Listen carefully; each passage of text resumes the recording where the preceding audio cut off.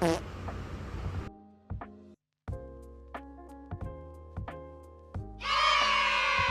you don't know what this is, basically it's a 12-week course. It's a spiritual, the meditative journey. And each week you target a different aspect of your creativity and do a bunch of exercises and whatnot that helps you kind of reach deeper and get rid of some of the blockages that you may be having to fully pursue your creative side. So she starts the course with Chapter 1, Recovering a Sense of Safety. And I think that's interesting because I'm an artist for my career.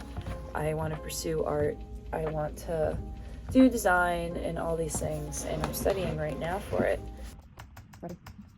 People always ask me, Jess, how are you able to install an exhibition? To be honest, I've never done that in my life. She goes on to talking about how your artist is a child, and you need to listen to it. You know, if you're making artwork and you're thinking to yourself, this isn't fun, this isn't silly enough, then that's your artist child telling you that you should make sillier art. And that was interesting to think about it in a way where it's not me telling myself, but instead this like other being that's talking to me. Interesting way that she like tells, I wouldn't say a story, but her analogies for what she's trying to talk about, very interesting. And then she goes on to talk about core negative beliefs you may have, like, oh, I'll never be an artist because I won't make money. And I'll be honest, as an artist, I do say, oh, I want to be an artist, but I'm not going to have any money. But yeah, she like literally, I'll show, she literally lists them out, like bulleted list of all the different things you may be telling yourself as to why you can't pursue what you want to pursue. And some of these are really interesting. It's like, my lover will leave me. I will find out I am gay.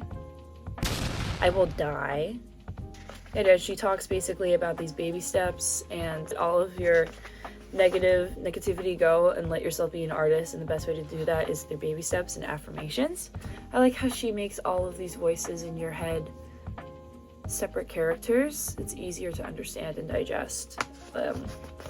Easier to understand also how you're talking to yourself, because half of the shit that I tell myself, I would never tell another person. I would never say that to another person. She also puts down a list of creative affirmations that you could say, and I'm not going to read all of them. There's like all of these. Super interesting. And again, how she words it is super interesting.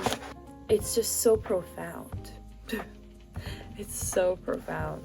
And it's sometimes a bit hard for me to understand the language, but then I read it again. So now I'm going to move on to the exercises. So basically, after you read, again, it was just a couple pages, she gives you a set of exercises to do. And I circled the ones that I did. At the end of every week, check back and do a check-in, which is what this video is for me. It's my check-in. I'm a little bit late, but it's okay. So the first one that she says that you have to do every morning are the morning pages, where basically for 3 pages long, you put down a stream of consciousness. So basically just what you're thinking. That's the first exercise I'm supposed to do every day. And I'm not gonna lie, I didn't really do them that much. I struggle waking up in the morning, especially right now, because then I just go back to sleep. But I think what I'm gonna do to combat that is to start leaving the notebook on my windowsill next to my bed. And it's like literally right there. I love to bed rot, especially in the morning. So the next exercise that I did was actually the artist date. I did that first. And I decided to be a little silly with it. So I decided to go to Central Park, and I was originally just going to take pictures. But then I found out all of these baby figurines.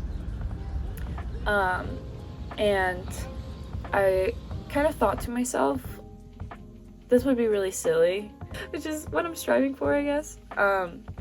And so I thought, why don't I just take pictures of baby figurines in Central Park and also of nature.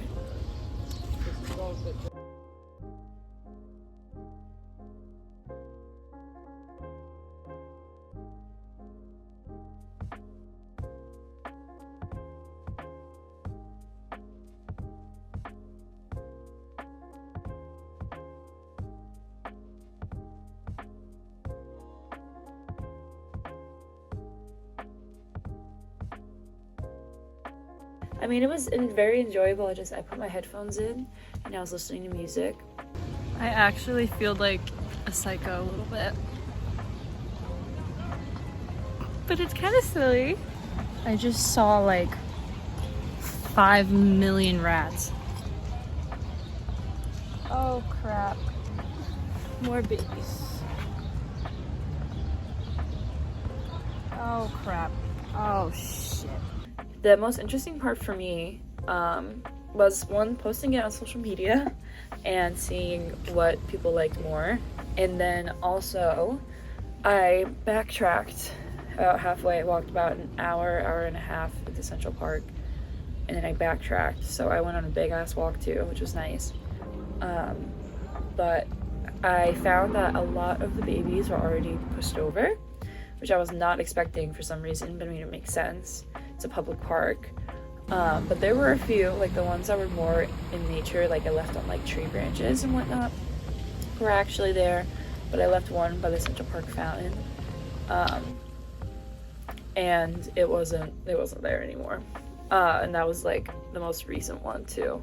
Best moment I think from this was when I put up a few babies on a log on a trail, and I took pictures, and then immediately when I went down, there was this family of like 2 young kids and a mom and dad, and I think they were tourists, and they were touring around Central Park, and I verbally heard them go, "Ooh!"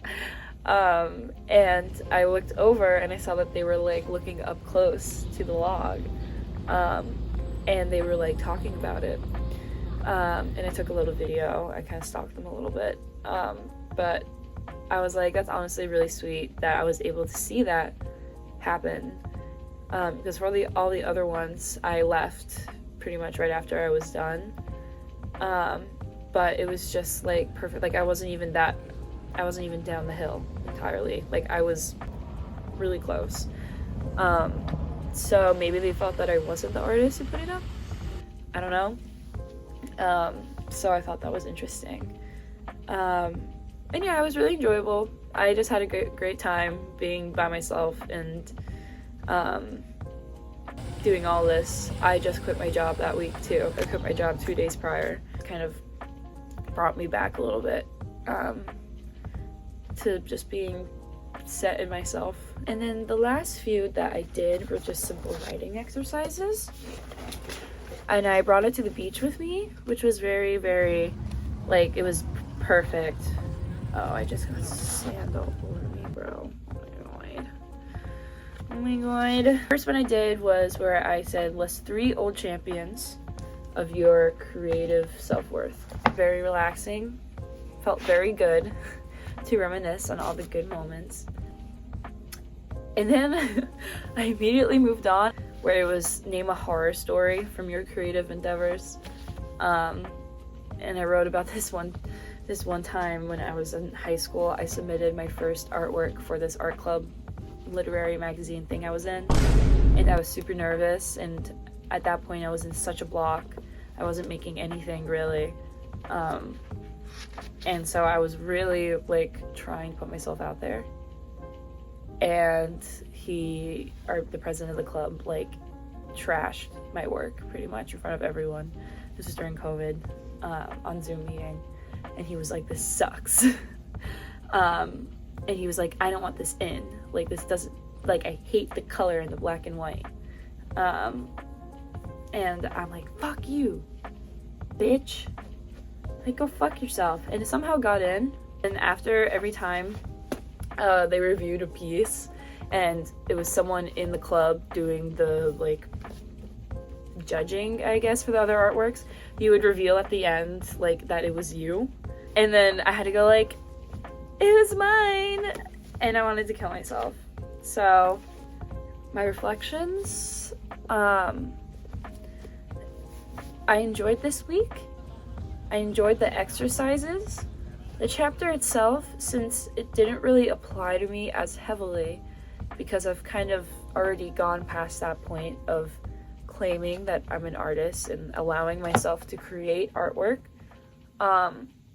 I've already kind of passed that point. But sometimes I still doubt myself, and I kind of sometimes think I have like imposter syndrome. These exercises helped me with that specifically. If you're interested in getting this yourself, just get it, do it. It's worth it. It really is not that much work, and you're learning a lot and meditating a lot. So get it. I say get it.